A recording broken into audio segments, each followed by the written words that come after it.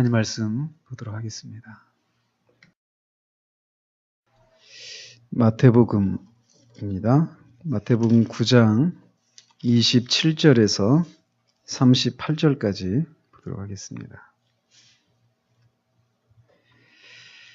9장 27절에서 38절까지 한 절씩 교독합니다.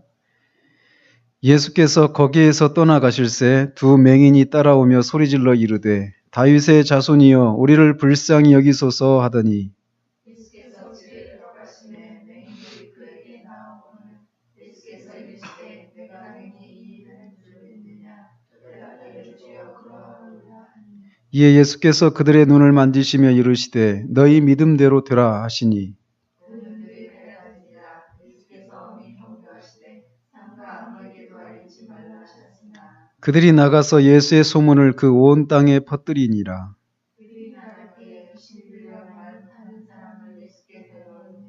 귀신이 쫓겨나고 말 못하는 사람이 말하거늘 무리가 놀랍게 여겨 이르되 이스라엘 가운데서 이런 일을 본 적이 없다 하되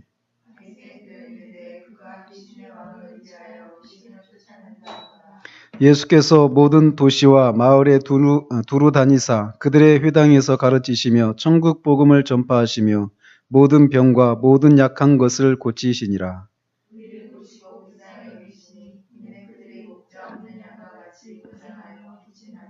이에 제자들에게 이르시되 추수할 것은 많되 일꾼이 적으니 그러므로 추수하는 주인에게 청하여 추수할 일꾼들을 보내주소서 하라 하시니라.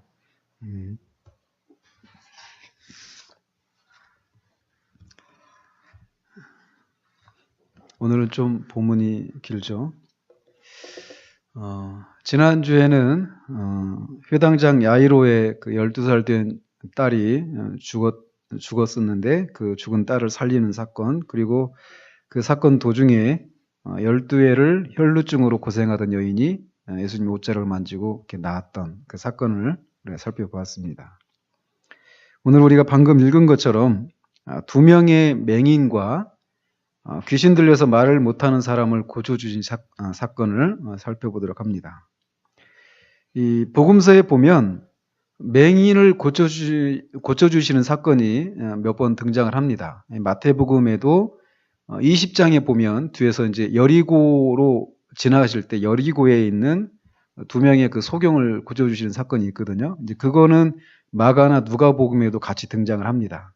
같은 사건인데 그때 이제 그 사람이 바디메오예요. 그 사람을 고쳐주시는 사건인데 여기 나오는 이 사건하고는 별개의 사건입니다. 그리고 또 요한복음 9장에도 보면 나면서부터 소경되었던 그 사람이 있죠. 실로암 못에 가서 씻겨서 이렇게 나왔던 그 사건하고도 별개의 사건이 이제 오늘 본문에 나오는 사건입니다.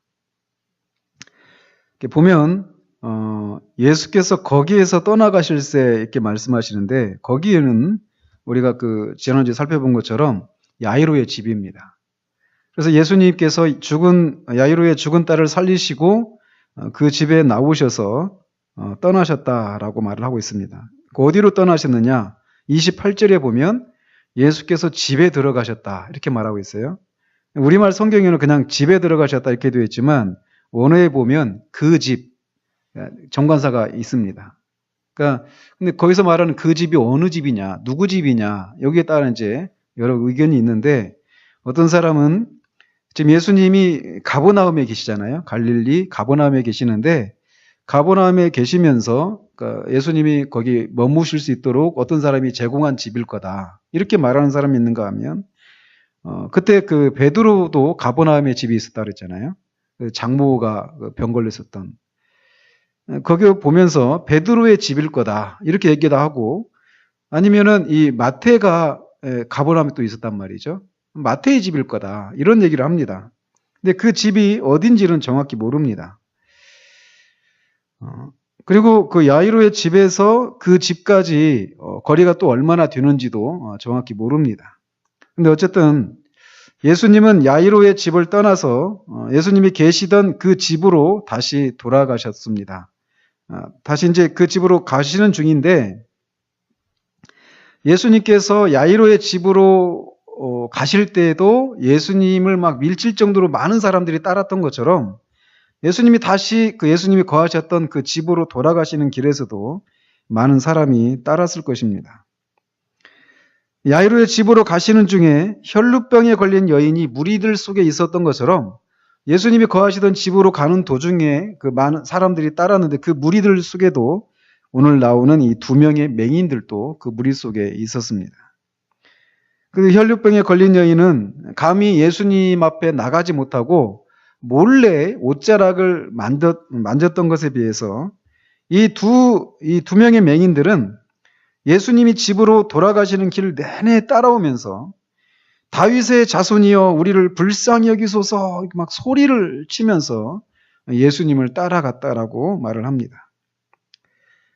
언제가도 말씀드린 것처럼 사람이 이 땅을 살아가면서 겪는 고통들이 참 많은데 앞을 못 보는 고통같이 큰 고통이 없을 거다. 그런 생각을 해봅니다.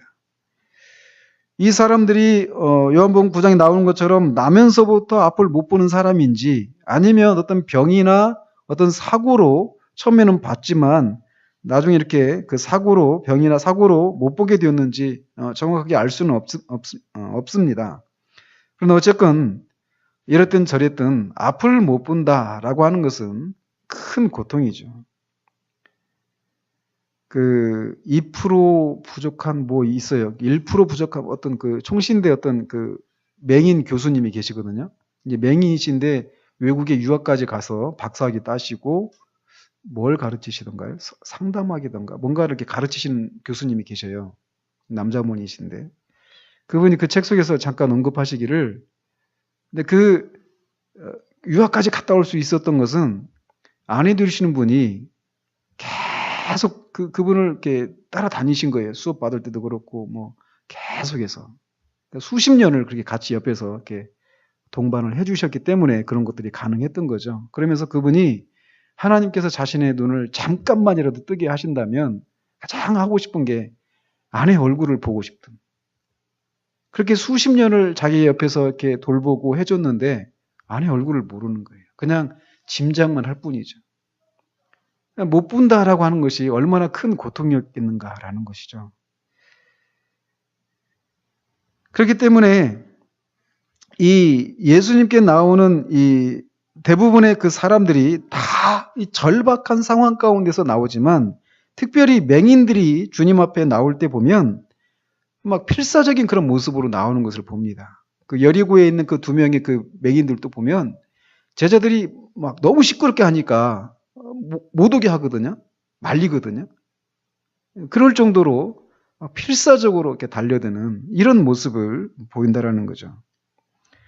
그들을 내리누르고 있는 깊고 어두운 그런 절망의 장막을 찢어내려는 듯 그들은 큰 소리로 외치면서 주님께 자신들을 불쌍히 여겨달라고 소리치면서 주님을 따랐습니다.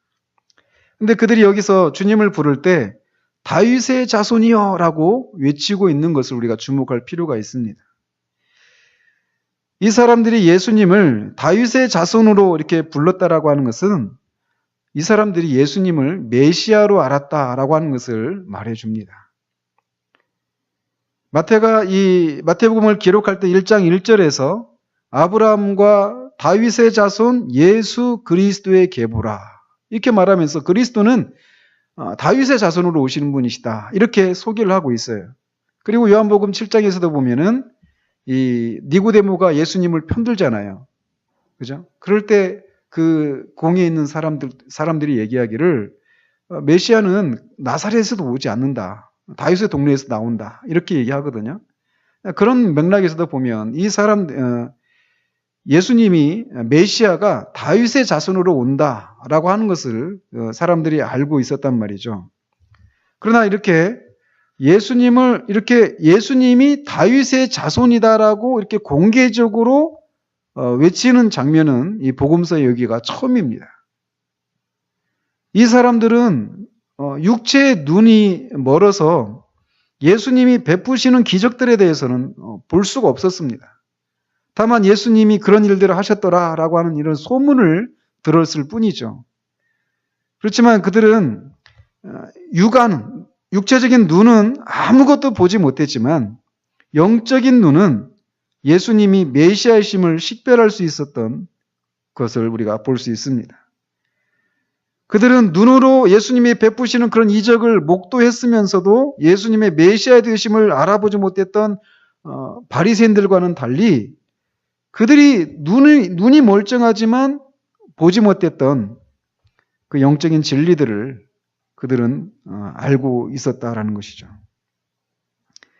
그래서 이사야 선지자가 예언한 대로 메시아가 오셔서 할 일을 이사야 선지자가 그 35장에서 이사야 35장 5절 6절에서 이렇게 예언하고 있는데 그걸 보시면 그때에 맹인의 눈이 밝을 것이며 못 듣는 사람의 귀가 열릴 것이며 그때 저는 자는 사슴같이 뜰 것이며 말 못하는 자의 혀는 노래하리니 이는 광야에서 물이 솟겠고 사막에서 시내가 흐를 것임이라.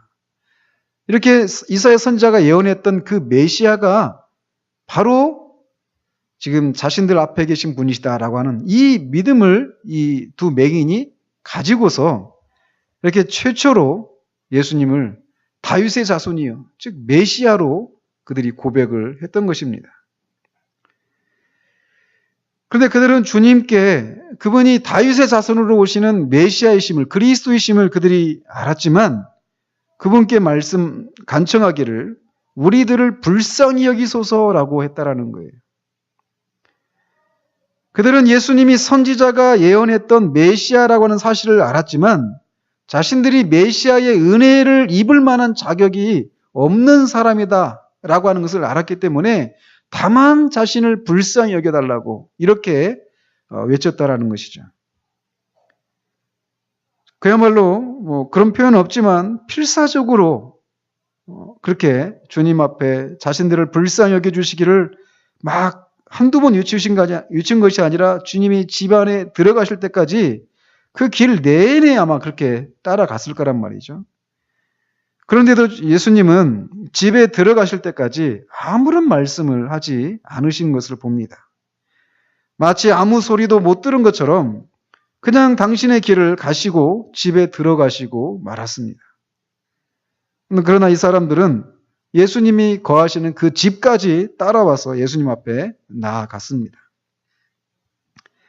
예수님이 이렇게 길을 가는 도중에 잠시 멈추어서 이 사람들을 돌아보고 나한테 뭘 원하느냐 이렇게 물으시고 그들의 필요를 채워주시는 이러시지 않고 그냥 못 들은 채 하시고 아니 진짜 못 들으신 것처럼 하시면서 그냥 거하시던 그 집으로 들어가신 이유가 무엇일까라는 겁니다.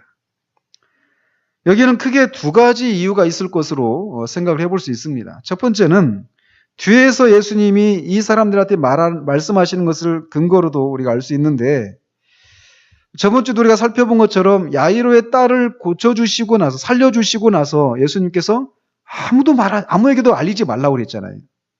근데 그게 안 알려질 수 있습니까? 안 알려질 수가 없습니다.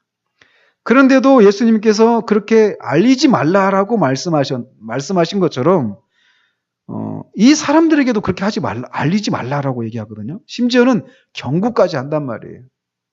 즉 이것을 가지고 우리가 헤아려 볼 수 있는 것은 이 두 맹인이나 또는 다른 유대인들이 메시아라고 하는 것을 알고는 있지만 인정을 하고 있을지 모르지만 잘못된 방식으로 소위 정치적인 메시아로 예수님을 아는 것을 예수님이 원치 않으셨기 때문에 그 길에서는 그냥 이렇게 묵묵히 그냥 그들을 대응하지 않고 그냥 그렇게 가셨다라고 할 수 있습니다. 그리고 또 하나 긍정적인 그런 이유를 찾아본다라면 이 두 사람의 믿음을 더욱 확고하게 하시기 위해서 그렇게 침묵하시고 그냥 집으로 돌아가셨다라고 할 수 있습니다. 드디어 주님이 집에 들어가셔서 이 두 사람이 주님 앞에 나오자 주님이 두 사람에게 물어봅니다. 내가 능히 이 일을 할 줄 믿느냐? 주님은 그 사람들한테 물으시기를 내가 이 일을 할 줄을 믿느냐? 이 일은 결국 이 사람들의 눈을 뜨게 하는 일이겠죠. 우리가 주목해야 될 것은 내가라고 하는 이 말이에요. 즉 너희들이 나를 다윗의 자손이여 이렇게 불렀는데 너희들이 메시아라고 믿는 내가 너희들의 눈을 뜨게 할 수 있겠느냐? 이때라고 하는 것을 믿느냐? 이렇게 물으시고 계시다라는 거예요. 즉 주님은 이런 질문을 통해서 치유자인 주님에 대한 믿음을 그 사람들에게서 요구하고 계신다라고 말할 수 있습니다. 이에 두 사람은 주여 그러하오이다라고 고백을 합니다. 이런 대답을 통해서 이 사람들은 예수님이 맹인의 눈을 뜨게 할 다윗의 자손이 이 메시아이심을 진실로 믿었다라고 하는 것을 우리가 알 수 있습니다. 이에 예수님이 그들의 눈을 만지시면서 너희 믿음대로 되라 라고 말씀하시자 그들의 눈이 밝아졌습니다. 우리는 이 사실이 이 두 맹인에게 눈이 떠졌다라고 하는 것이 이 두 사람에게 얼마나 큰 기쁨인지 우리는 상상을 할 수가 없습니다. 아까도 잠깐 언급해드렸지만 잠시 몇 초만이라도 눈을 뜬다라면 막 아내의 얼굴을 한 번만이라도 볼 수 있게 눈이 잠깐만이라도 떠질 수 있다라면 좋겠다. 이런 얘기를 하는 것처럼 잠깐이 아니라 이제 진짜 완전히 눈이 떠진 거죠. 그 사람들이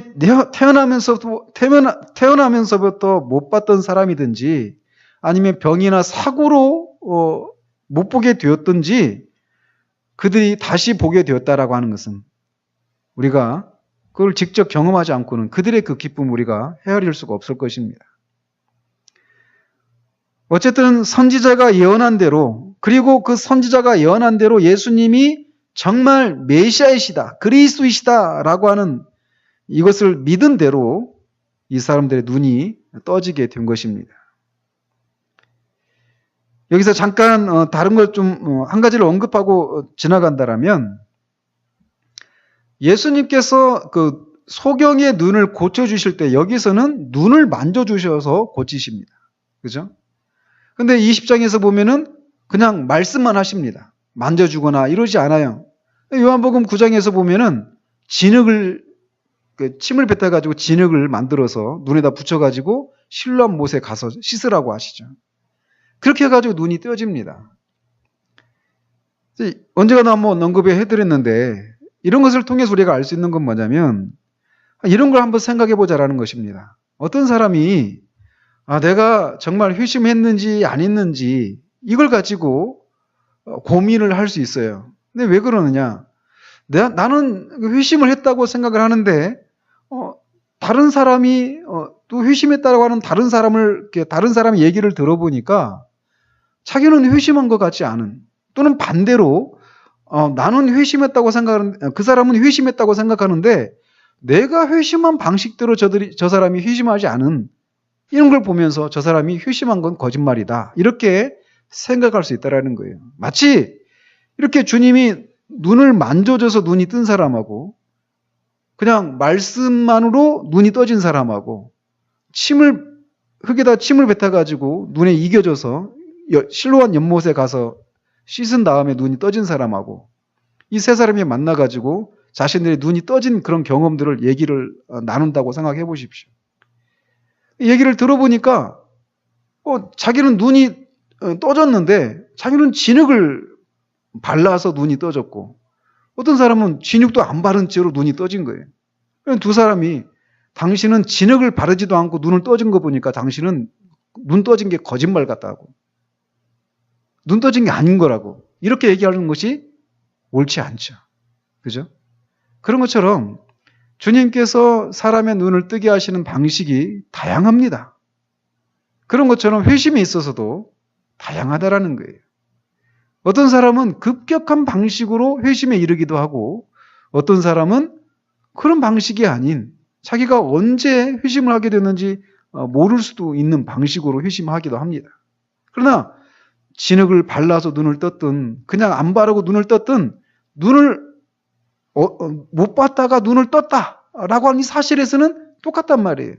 그런 것처럼 회심을 한 사람에게서 나타나는 그런 공통적인 그런 모습들, 일반적인 그런 모습들이 자기한테 있다라면 급격한 방식이든 그렇지 않은 방식이든 그 과정은 중요하지 않다라는 것입니다. 어쨌든 이들은 주님을 향한 바른 믿음대로, 그들의 소망대로 눈이 떠졌습니다. 그들이 기쁨에 사로잡혀서 굉장히 기쁘고 흥분되어 있을 때 그 흥분이 채 사라지기도 전에 주님은 그들에게 엄히 경고하시면서 삼가 아무에게도 알리지 말라라고 경고하십니다. 이것도 앞에서도 말씀드린 것처럼 잘못된 메시아관을 가진 대중들을 부추기는 일이 없도록 하시기 위해서 이렇게 엄하게 경고를 하셨던 것으로 보여집니다. 그렇기 때문에 이 사람들은 이 주님의 엄한 경고, 엄한 명령에 순종해야만 했지만 오히려 나가서 예수님의 소문을 온 땅에 퍼뜨렸다라고 말을 하고 있습니다.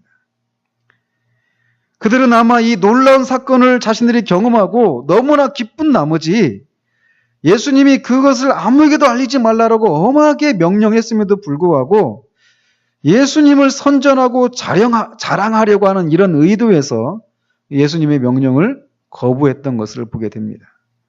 우리 이렇게 생각할 수 있잖아요. 어떤 식으로든지 예수님이 이런 능력이 있으신 분이시다 이렇게 소문이 나면 좋은 거 아닙니까?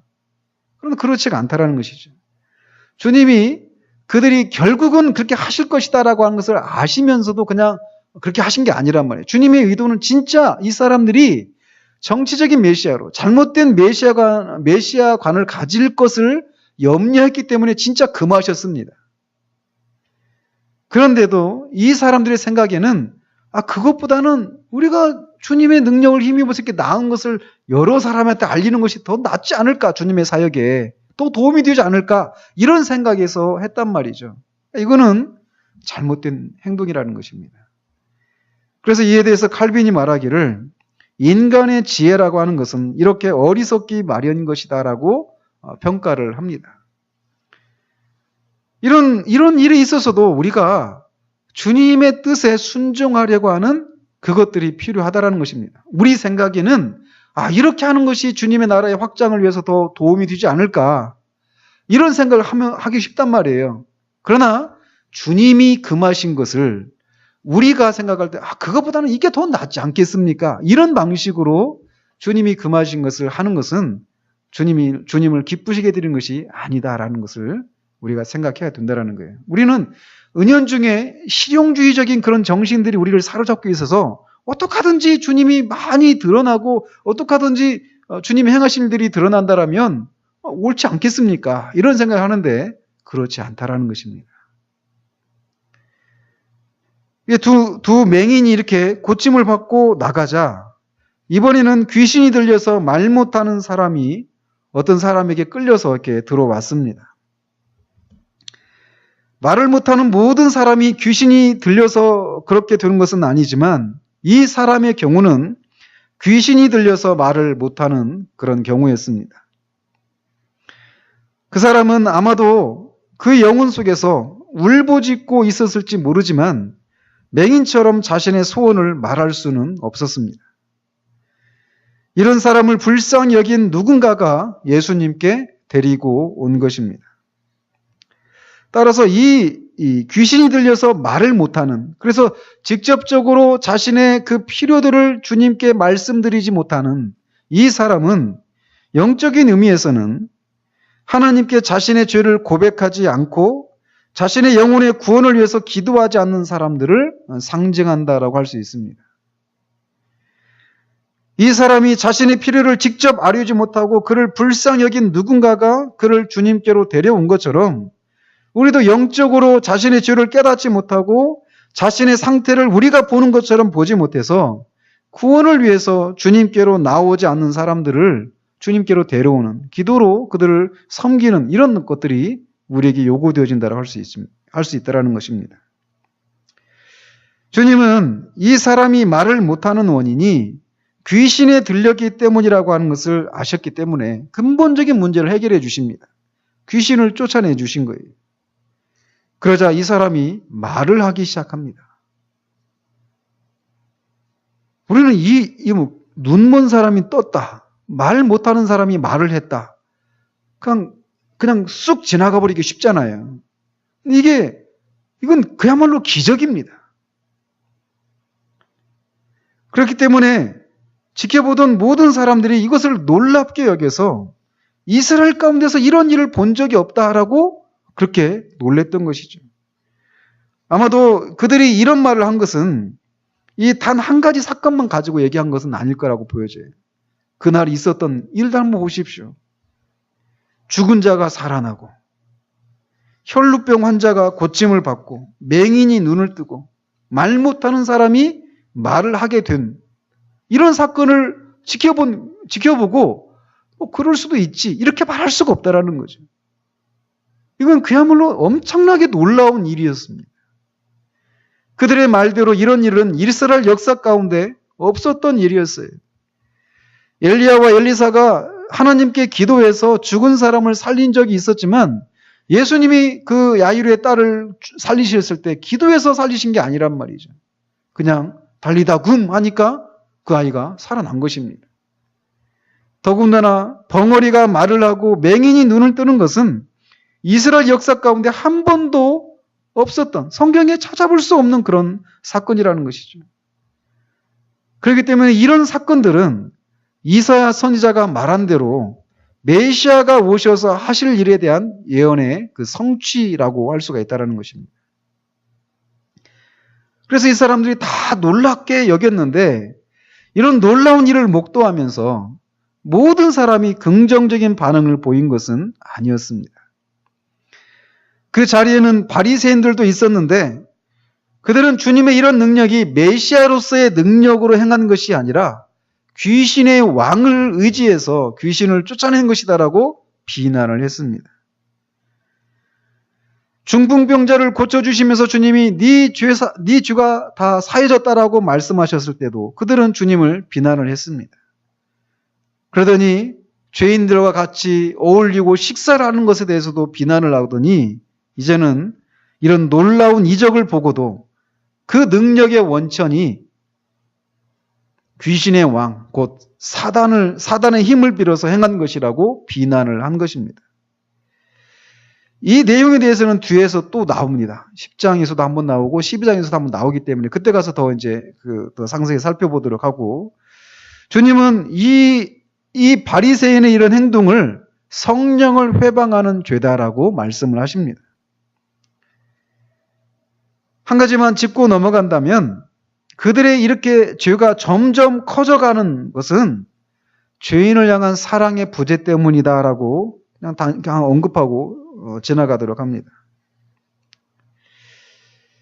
한 가지 여러분들에게 묻고 싶은 것은 주님이 이렇게 사람들이 놀랄 수밖에 없는 놀라운 일을 행하실 수 있는 분이라는 사실들을 우리도 믿는가라는 거예요. 우리는 다른 사람들이, 우리가 아니라 다른 사람이 어떤 어려움을 겪고 있을 때 우리는 그 사람에게 믿음으로 주님을 바라보라고 권면을 합니다. 그렇게 어려움을 겪고 있는 사람에게 주님을 믿음으로 바라봐라 이렇게 말하는 것은 쉽습니다. 그런데 우리가 이런 어떤 어려움을 겪고 있으면서 믿음으로 주님을 바라보는 일은 다른 사람에게 말하는 것만큼 쉬운 일이 아니다라고 하는 것을 우리가 우리의 경험 속에서 늘 보게 되는 것이죠.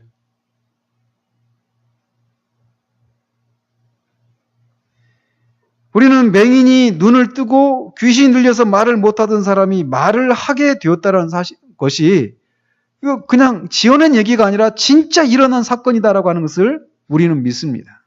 그렇죠? 그러나 지금 여러분이 직면하고 있는 그 어떤 일에서도 주님이 일하실 수 있다라고 하는 것을 믿는가라는 거예요.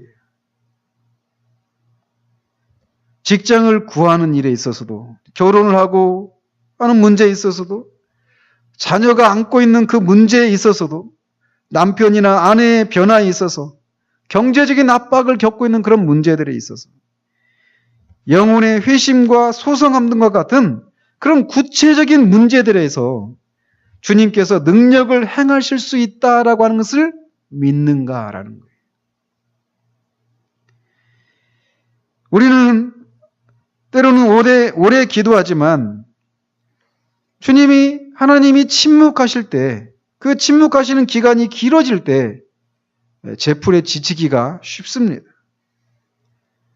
그러나 주님의 침묵이 주님의 부재나 주님의 능력이 다하셨음을 의미하지 않는다라고 하는 것을 우리는 끊임없이 기억할 필요가 있어요. 이스라엘에서 이런 일을 본 적이 없다라고 하는 이 놀라운 이적이 일어나기 전에 두 맹인이 예수님이 길을 가시는 동안 계속해서 우리를 불쌍히 여기소서 부르짖었지만 주님은 전혀 반응을 하지 않으셨어요. 그런 것처럼 우리의 기도에 주님께서 전혀 반응을 하시지 않는 것 같은 그런 시간들이 있다라는 거예요.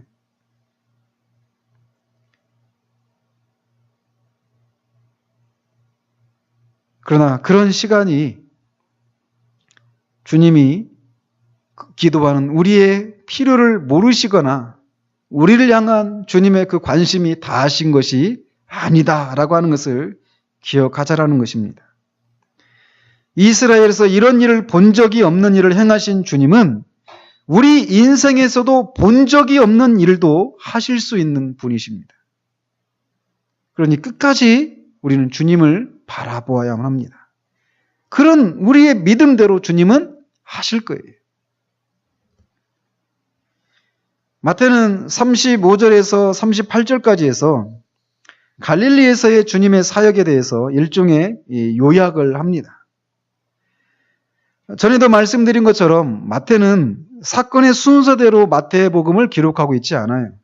어떤 의도를 가지고 이 사건들을 시간에 상관없이 이렇게 한꺼번에 이렇게 몰아놓고 이렇게 배치를 해놨는데, 이렇게 보면 이 주님이 첫 번째 강론이 뭐죠? 마태복음에서 산상수훈이에요. 산상수훈. 주님의 첫 번째 강론이 5장에서 7장까지 이어지는 산상수훈인데, 산상수훈 앞에 4장 23절에서 25절까지 보면 이 갈릴리에서의 주님의 사역을 한번 정리를 합니다. 요약을 해요. 근데 이번에도 이렇게 여기 35절에서 38절까지 해서 주님의 사역을 갈릴리에서의 주님의 사역을 요약을 합니다. 그리고 나서 이제 10장부터는 뭐가 이어지냐면 주님의 두 번째 강론이 이어져요. 그러니까 마태복음이 그런 식으로 배치가 되었다라는 거죠. 기적이 있고 그것에 대한 설명, 요약이 있고 강론, 이런 식으로 배치를 해놨다는 것이죠. 그래서 이 갈릴리에서의 주님의 사역의 특징을 35절에서 요약을 하고 있는데, 그건 뭐냐면 모든 도시와 마을을, 도시는 이 성으로 둘러싸인 성입니다. 마을은 이렇게 울타리가 없는 그냥 마을이에요. 그런 데를 두루 다니시면서 가르치시고 천국 복음을 전파하시고 병든 자와 모든 약한 자들을 고치셨다. 이렇게 요약을 하고 있습니다. 가르치시고 선포하시고 치유하시는 이 세 가지가 주님의 사역의 요약이다라고 말을 하고 있어요. 주님이 오신 것은 이렇게 천국 복음을 전파하고 가르치시기 위함이라는 거죠. 그분은 그 천국의 왕으로, 즉 하나님 나라의 왕으로 이 땅에 오신 것입니다. 그러므로 그분이 오셨다라고 하는 것은 이 땅에 하나님의 나라가 임했다라고 하는 것을 의미하는 것입니다. 하나님의 나라가 임했다라고 하는 것이 병이 고쳐지고 귀신이 쫓겨나고 모든 약한 것들을 고쳐주시는 이런 것을 통해서 드러내신 것이죠. 따라서 주님이 임하신 곳에 자유와 해방이 따라오는 것입니다. 그런 것처럼 지금도 누구든지 주님이 이런 분이라는 사실들을 믿고 그분을 영접하면 이런 자유와 해방을 맛보게 되는 것입니다. 36절에 보면 주님은 이 무리들을 보시고 불쌍히 여기셨다라고 말씀하십니다. 불쌍히 여기셨다라고 하는 것은 이 유대인들은 감정의 저서가 창자에 있었다고 믿었어요. 그러니까 이 불쌍히 여기셨다 이 얘기는 유대인들이 감정의 그 자리라고 여겨졌던 창자에서부터 끌어오르는 어떤 동정심, 이거를 이런 식으로 표현을 합니다. 그러니까 우리말로 뭐 애끓는 거 이런 표현하고 비슷하죠. 애간장이 녹는다 이런 표현 하잖아요. 그런 거하고 비슷한 것입니다. 근데 주님이 이 무리들을 보시고 그렇게 창자에서부터 끌어오르는 그런 고통으로 그들을 불쌍히 여기게 된 이유는 뭐냐면 그들이 목자 없는 양과 같이 고생하며 기진했기 때문이다라고 말을 하고 있습니다. 우리가 잘 알다시피 구약에서 보면 이스라엘과 하나님과의 관계를 목자와 양의 관계로, 꼭 이건 이스라엘 백성들만이 아니라 인간과 하나님의 관계도 목자와 양의 관계로 많이 비유를 하고 있는 것을 봅니다.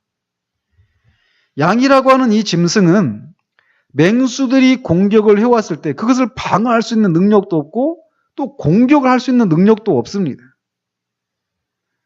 그렇기 때문에 양들은 그들을 인도하는 목자에게 철저하게 의존할 수밖에 없는 그런 존재들이에요. 그런데 지금 이 무리들이 그렇게 자신들을 인도하고 보호해줄 그런 목자가 없는 상태로 유리방황하면서 완전히 기진을 해버린 그런 상태였기 때문에 주님은 그들을 보시면서 긍휼한 마음이 끌어오르셨던 것입니다. 당시 이 모세나 여호수아를 다윗을 이스라엘의 목자로 이렇게 비유하셨던 것처럼 당시 이스라엘 백성들의 목자의 역할을 할 수 있는 사람들이라고 하면 바리새인들과 같은 종교 지도자들이 그런 역할을 했어야 되지만 그들은 요한복음 10장에서 말하는 것처럼 사꾼에 불과한 사람들이었습니다. 그렇기 때문에 이들을 생명으로 푸른 초장과 쉴만한 물가로 인도할 만한 그런 사람들이 없었던 것이 오늘날도 우리 오늘날의 교회의 모습을 보면서 이런 생각을 하시지 않습니까? 많은 교회가 있고 많은 목회자들이 있지만 얼마나 많은 양떼들이 생명의 양식을 제대로 먹지 못하고 어떤 때는 독초를 먹고 그들의 영혼이 피폐해져 가고 있는 이런 모습을 오늘날도 우리는 목도하고 있단 말이죠. 오늘 또 어떤 목사님한테 전화가 왔는데 그분이 속한 그 노예에 어떤 목사님이 아주 막 진짜 상상할 수 없는 그런 이제 악을 행한 것들을 이렇게 들었나 봐요. 부흥 강사인데 강사로 가서 그 자신을 이렇게 초대한 그 교회 그 목사님 사모님을 몇 번이나 겁탈을 했다라는 거예요. 그 얘기를 전해주는 그분이 듣고 저한테 전화한 분이 그 얘기를 듣고 막 깜짝 놀란 거죠. 도대체 어떻게 그런 일이 있을 수 있느냐 하면서 욕을 막 했나 봐요. 근데 그 말을 전해준 분이 그 사람이 노예 어른인데 어떻게 노예 어른한테 그런 욕을 할 수 있느냐고 하면서 이렇게 말을 하더라는 거죠. 그 일을 한 사람이나 그런 일을 바라보는 그 사람이 얼마나 죄에 대해서 무디어져 있는가라는 거죠.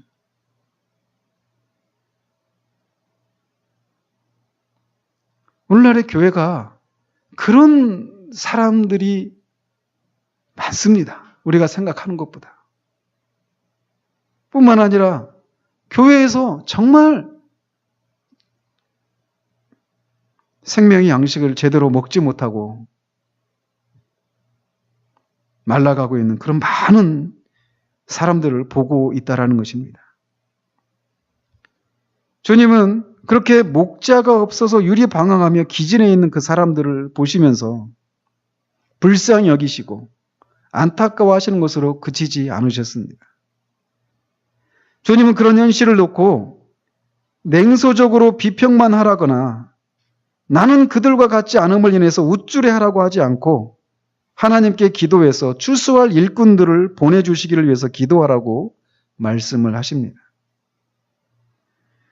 여기서 우리가 알 수 있는 것은 출소할 일꾼은 하나님께서 보내신다라고 하는 것을 우리가 알 수 있습니다. 내가 자원해서 되는 것이 아니라 보냄을 받아야 한다라는 거죠. 그렇기 때문에 우리는 오늘날 이런 교회 연실들을 보면서 하나님께서 정말 말씀의 종들을 보내주시기를 위해서 기도해야만 합니다.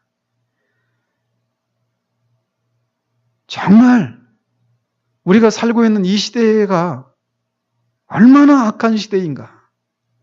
우리가 살고 있는 이 시대가 정말 홍수 때 물은 넘쳐나지만 정작 마실 물이 없는 것처럼, 그래서 여호와의 말씀이 기갈에서 찾아온, 여호와의 말씀이 없어서 찾아온 그 영혼의 기갈, 이것 때문에 기진한 많은 영혼들이 있다라고 하는 것을 우리가 기억하면서 정말 하나님께서 정말 강단을 새롭게 갱신시켜 주시고 하나님의 신실한 말씀의 종들을 보내셔서 어디에서든지 하나님의 말씀을 들을 수 있는 그런 은혜를 주시기를 위해서 우리는 기도해야만 합니다.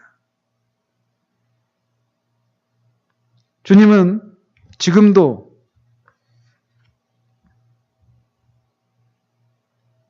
목자가 없어서 양과 같이 고생하며 기진하고 있는 그 사람들에게 찾아가서 주님을 소개하고 또 이렇게 자신의 그 필요를 귀신이 들려서 말을 못하는 그 사람처럼 자신의 그 필요를 주님께 아뢰지 못하는 그 사람들을 대신해서 누군가가 그 사람, 그런 상황에 있는 사람들을 주님께로 데려와서 그런 큰 친절을 베푸는 그런 사람들을 주님이 찾고 계십니다. 우리가 그런 사람들이 되어지기를 바랍니다. 그저 우리 하나가 하나님 앞에서 바르게 사는 것, 여기에 이것은 우리가 끝까지 우리가 주의해야 될 것입니다. 그러나 거기에서 그쳐서는 안 된다라는 거예요. 주님께 오늘 또 추수할 일꾼을 보내주십시오. 정말 그래서 어디를 가든지 어디서든지 참된 복음을 듣고 생명을 얻고 영혼이 소성함을 입을 수 있는 그런 말씀이 선포되어진 날들을 주께서 허락해 주시기를 위해서 기도하는 우리가 되어지기를 바랍니다.